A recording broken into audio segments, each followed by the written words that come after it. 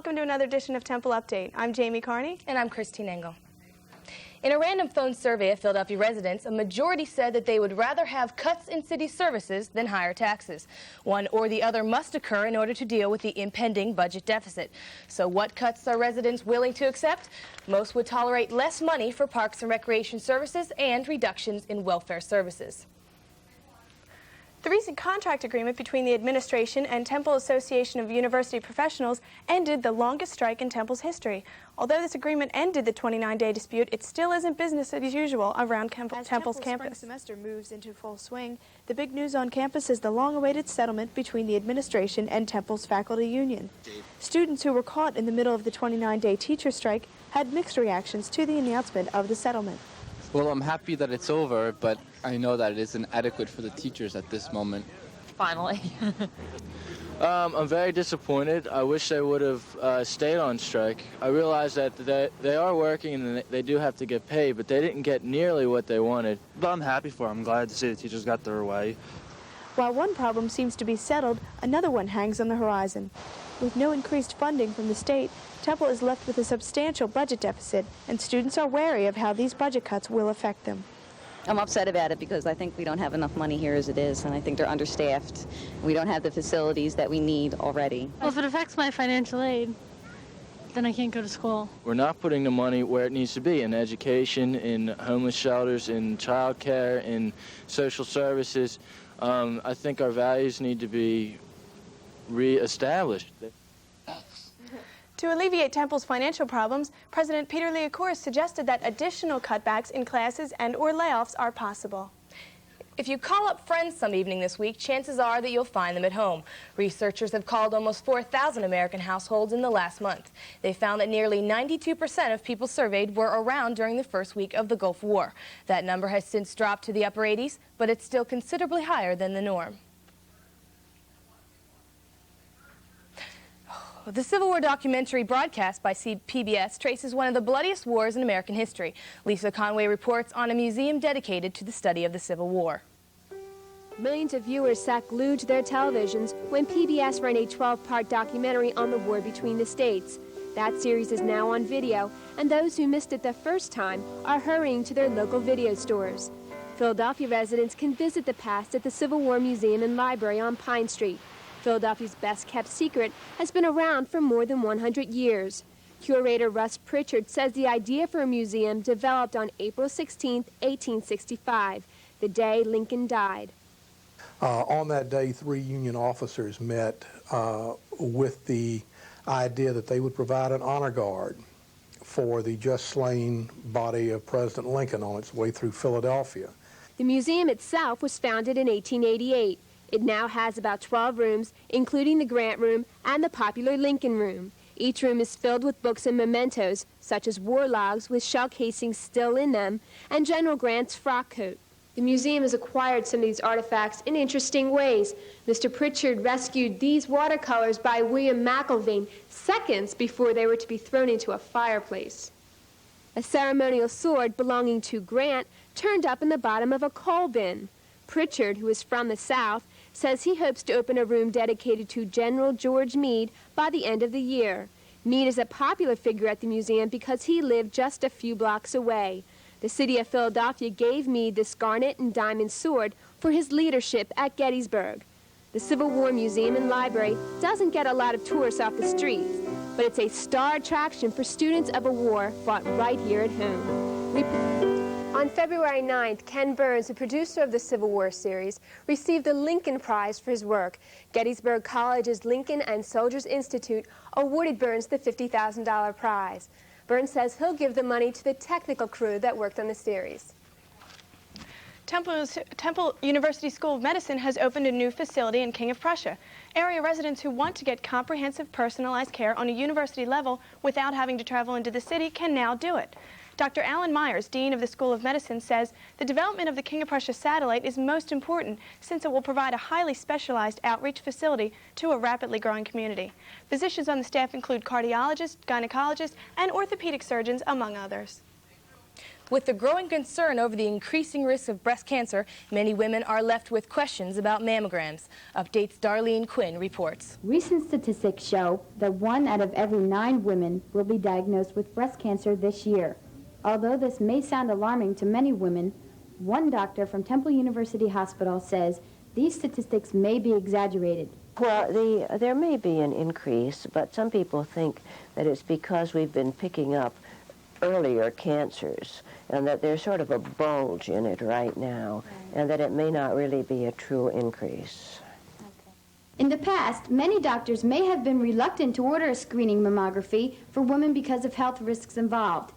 Dr. Fisher says there is no way of proving or disproving what the effect of very small exposures of radiation can be. But it is estimated that the risk from 1 mammogram is about the equivalent to the risk of smoking 1 cigarette.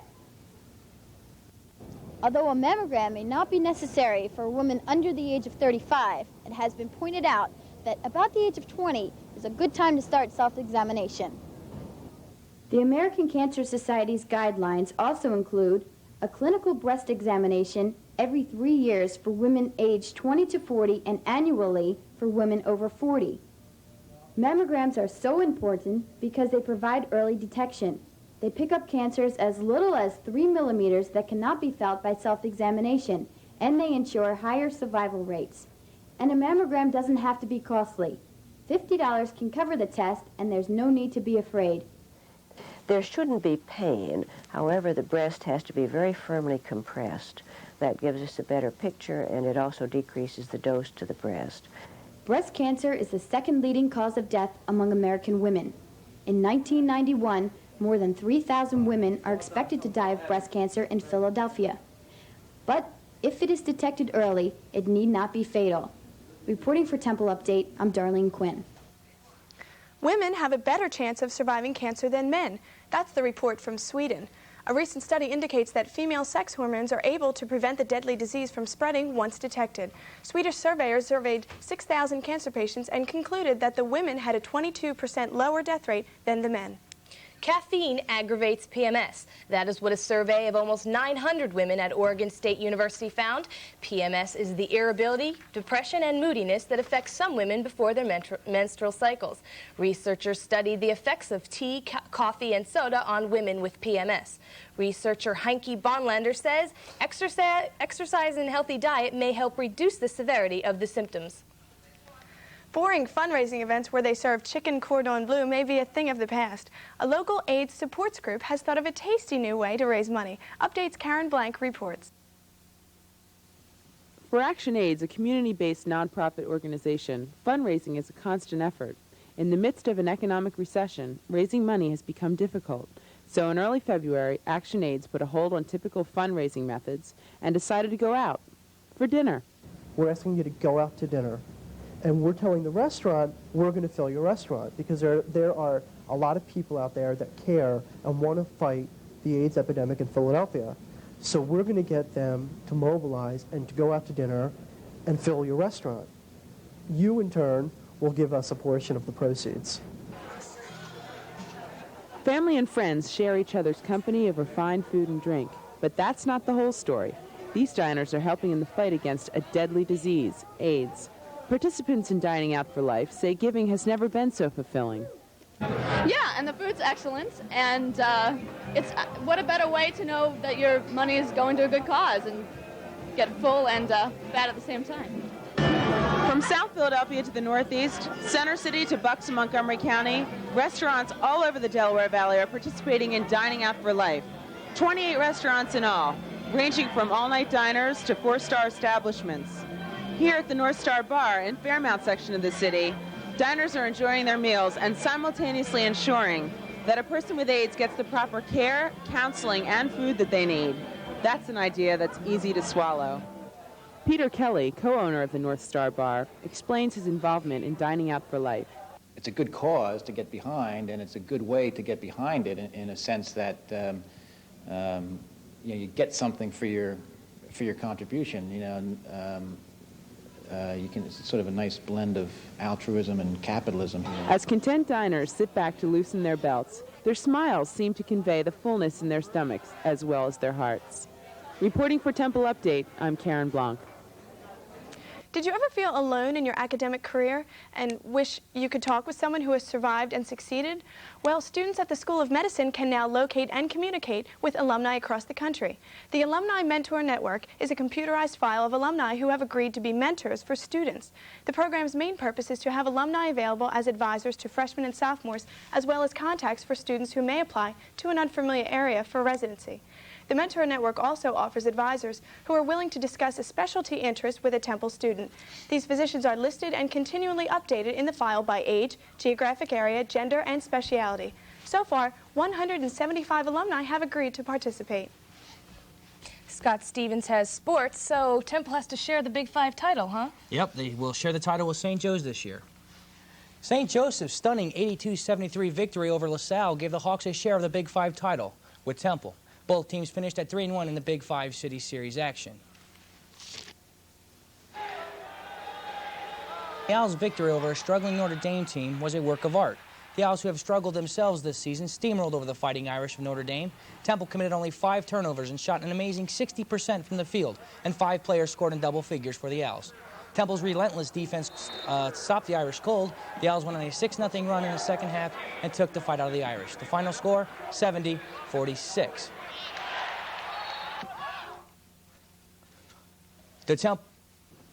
Temple's home winning streak against Atlantic 10 teams in McGonigal Hall reached 38 games, and it sure looked like the streak was going to continue. The Owls looked strong in the beginning, but faded fast in the end. Temple, who was looking to keep pace with Rutgers, fell a game behind the Scarlet Knights with a 63-62 loss to the Rams of Rhode Island. Mark Macon pumped in 24 for the Owls, followed by Donald Hodges' 12. Temple is now 18-7 overall and 11-4 in Atlantic 10 play. The Temple football program has made major strides by joining an exciting new conference. Updates Jeff Burback reports. Temple football is on a roll. After a successful season on the field, their good fortune continues off the field when they announced admission into the newly formed Big East Football Conference. Coach Jerry Burnt says the conference is a step in the right direction for Eastern football. We're all in this thing together now. We're all supporting one another. So I think it's a very, very big step for Eastern football, not just for Temple. The Big East Conference, which includes powerhouses Miami, Syracuse, West Virginia, and Pitt, gives Temple football something it has struggled to achieve. For Temple itself, it gives us instant identity, instant credibility. It provides much-needed exposure for our whole program throughout the country, not just in the East. Financial rewards are another obvious benefit from the Big East Conference. This will aid us immensely financially, and again, with the added exposure and with the bowl revenue and revenue sharing, for example, in this conference, which we've never been able to do before, and the TV exposures, hopefully an increase in our gate revenue. Coach Burnt says membership in a football conference will give the Owls more incentive come game day. And so now when we go to Alabama, for example, it's no longer Temple versus Alabama. It's now the Big East Football Conference versus the Southeast Football Conference. So we even have a little bit more to play for. And, Coach, how about that team in South Florida? All of us in the Big East Conference ought to set our sights on Miami because they're the prime team in the Big East Conference right now. Reporting for Temple Update, I'm Jeff Burback. In other football news, Temple's all-time leading rusher Paul Palmer has a second chance on the gridiron. Palmer was selected by the Barcelona Dragons of the World League of American Football. Palmer was a #1 draft pick of the Kansas City Chiefs in 1987 and has also played for Detroit and Dallas of the National Football League. On the mats, Temple gymnast Bill Roth led the Owls to an impressive victory over EIGL opponent Massachusetts. Roth, an NCAA All-American, stole the show by winning an all-around with a score of 58. Coach Fred Turnoff says Roth is on course towards the upcoming NCAA championships and international competition. The latest win improves the team's record to 5-1 overall and 3-0 in EIGL standings. In women's gymnastics, the Lady Owls have been displaying some bright spots by finishing third at the Townsend State Invitational. Junior Sandra Mitchell was the Lady Owls' top performer at the meet by setting a new school record in the uneven bars with a score of 9.6, snapping her old record of a 9.5. The Lady Owls are 9-6 overall and 1-1 in Atlantic 10 action. As spring rolls around, the Temple crew team is gearing up for another successful season on the Schuylkill. Updates April Ennis reports. Walk beyond Fairmount Park and Boathouse Row onto the Schuylkill River to find the home of the Temple Crew program. Some may not realize that Temple rowers are a strong current on the river, dominating rowing in the city of Philadelphia. Coach Gavin White is entering his 11th season as head coach of the Crew program. We're located in a city that's hot for rowing, with a lot of high school rowers, and a lot of the local kids from the local high schools come to Temple. And we're very fortunate to have just about every kid on our team is from a local high school. Aside from hometown success, Temple rowers have risen to a level of international prominence with 4 consecutive invitations to the prestigious Royal Henley Regatta. And over the past 2 years, we've done really well traveling to the Royal Henley Regatta in England. And 2 years ago in '89, we beat Brown University from the United States, and that was a great win. It was probably one of the best wins I've ever had in my life. According to Crew members, off-season training pays off when spring rolls around and a rich tradition of Temple Crew returns to the river. Oh, yeah. I'd say over the winter is where we win our races. I think even before we put our boat on the water that we've won. Our coach's big quote is, "You win the Dad Veil today," and he could say that any day during the year. Reporting for Temple Update, I'm April Ennis. Eileen Rickard has been appointed coach of the Lady Owls soccer team. Coach Rickard has been coaching women's soccer for 20 years in Philadelphia, and her most recent coaching experience was at Archbishop Wood High School, where they captured 6 championships. The Lady Owls will begin play beginning in the fall. That's all from the sports desk. Back to Chris with more news. Thanks, Scott. Philadelphia area businesses are improving their family-friendly policies. It is the start of a trend that will continue into the year 2000. Special programs including job sharing and on-site child and elder care will reduce stress and strengthen morale in the workplace. Temple University professor Dr. Happy Fernandez recently surveyed 5,000 area firms in the Delaware Valley to determine what kind of programs were underway to accommodate 2 career families. Area firms indicate that these special programs will be paid for through pre-tax dollars at no extra cost to the employer. Dr. Fernandez explains that when it comes to family-sensitive policies, business keeps a strict eye on the bottom line. After weeks of fear, American travelers are beginning to fly again. Travel agents report an increase in recent domestic bookings, some up as much as 20%. Industry executives say that as people become less apprehensive about terrorist attacks, they will be more willing to fly. Reservations for most Middle Eastern locations are still extremely low. And now for a look at the lighter side of the news, here's Sheila Sadowski and the E-Team. I can't believe this has happened. We should have been better prepared. This has never happened to me before. And you think it's happened to me? No. Well, what are you going to do about it? What am I going to do about it? I think you mean what are we going to do about it? Well, there's only one thing we can do about it. Run the show with no open. We have to do something. Live from Temple University, it's the E-Team. It's the E-Team.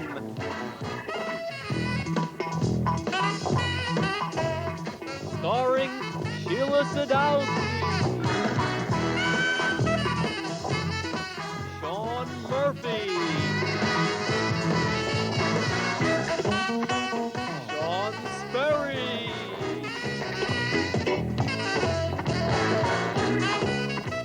Adam L.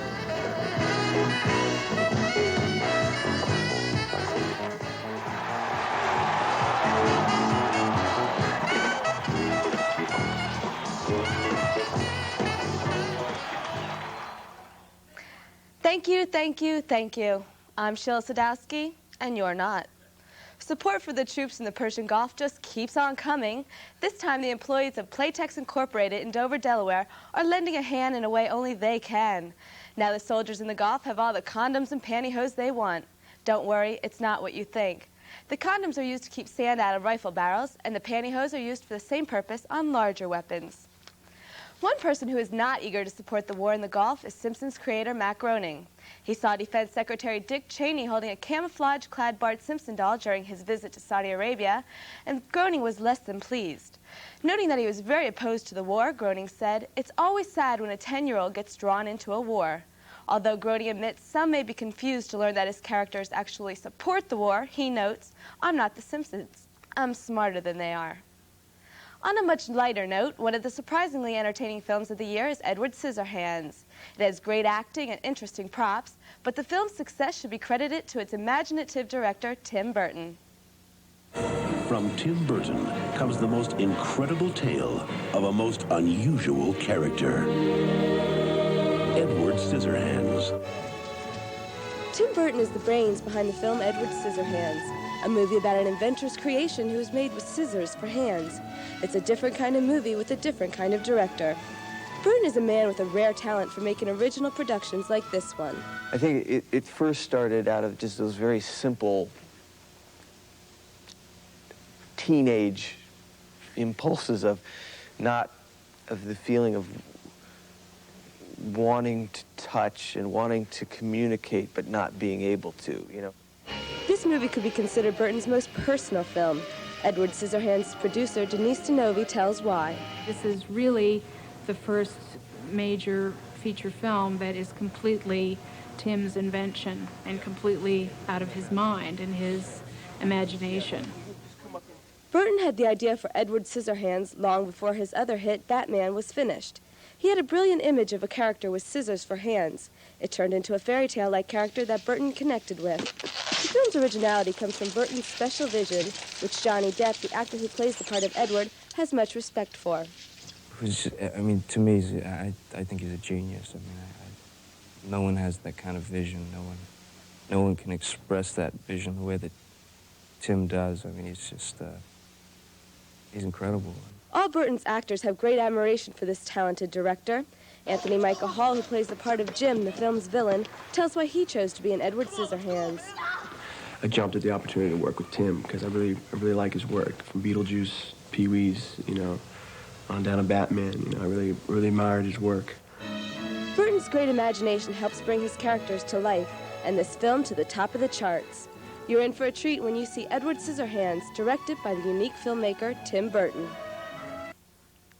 The future is now for Crayola crayons. For the first time in 88 years, Binney & Smith Company is changing its formula to offer a group of crayons with a metallic silver appearance and swirls of color inside. The Easton, Pennsylvania-based company says these special effects crayons are just the thing for coloring rockets, robots, and race cars. The tabloids have recently released their predictions for 1991, but before we take these seriously, E-Team reporter Saida Guzman takes a look at their record from last year. 1991, Oprah Winfrey will give birth to twins, and Johnny Cash will be cured of cancer by the Reverend Billy Graham. Thus says the National Examiner and the National Enquirer. Yes, the tabloids have come out with their predictions for the year 1991, and they are, if not at least accurate, very amusing. In order to test the validity of their predictions, let's go back and see what came true in the year 1990. Set the Wayback Machine for yesteryear, Sherman.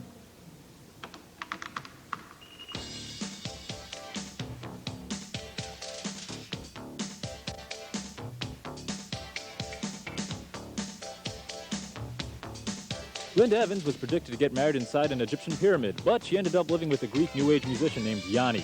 There's a near miss. The gloved one, Michael Jackson, was supposed to buy the remains of the abominable snowman. Another blown prediction. Jacqueline Onassis, the former First Lady, was predicted to be John Bon Jovi's numero uno groupie and love slave. But this tryst with the New Jersey leather-clad bad boy just didn't happen. I guess she heard the soundtrack to Young Guns 2. Another prediction had the White House obliterated by a freak meteor. Wow! Nothing that bright has hit the White House since Dan Quayle. Well, all the tabloids struck out. None of their predictions came true. I, however, have a completely legitimate prediction for 1991. A lot of confused people are going to buy this trash.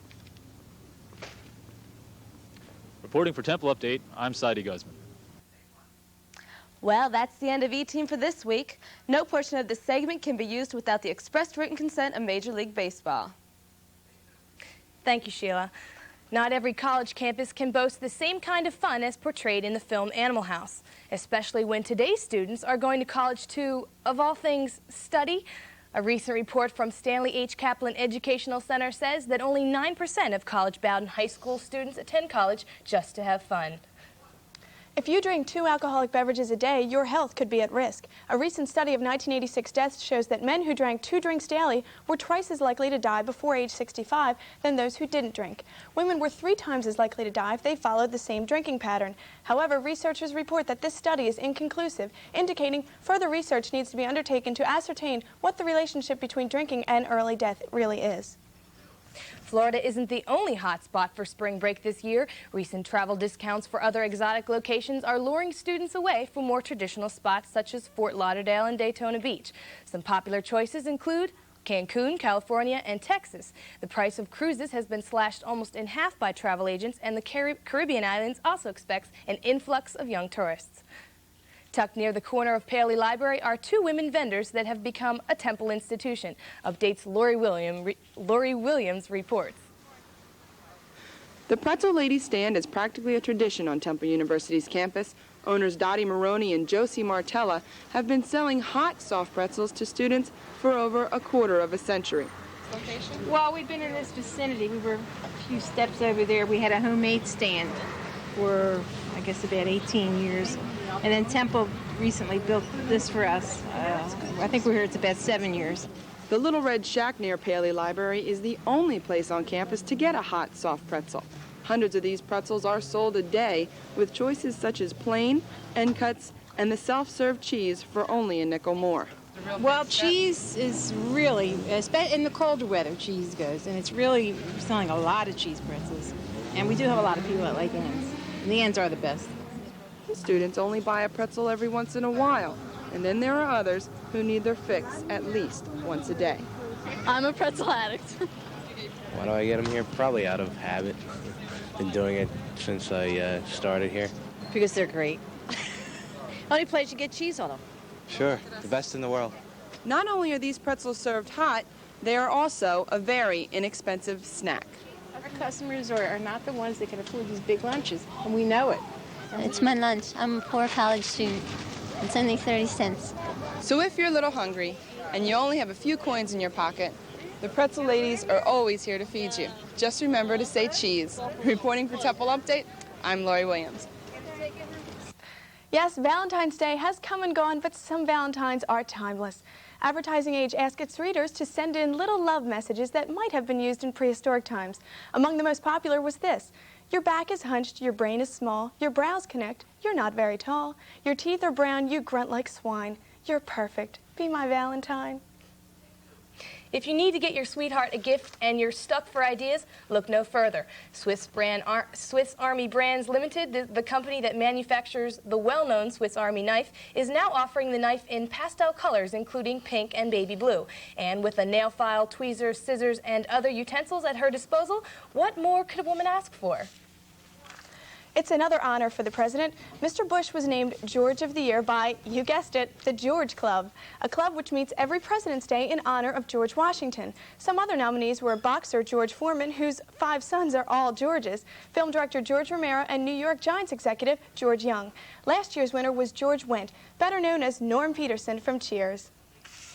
And that does it for this edition of Temple Update. I'm Jamie Carney. And I'm Christine Engel. For Scott, Sheila, Lisa, and the entire Temple Update crew, we'll see you next time.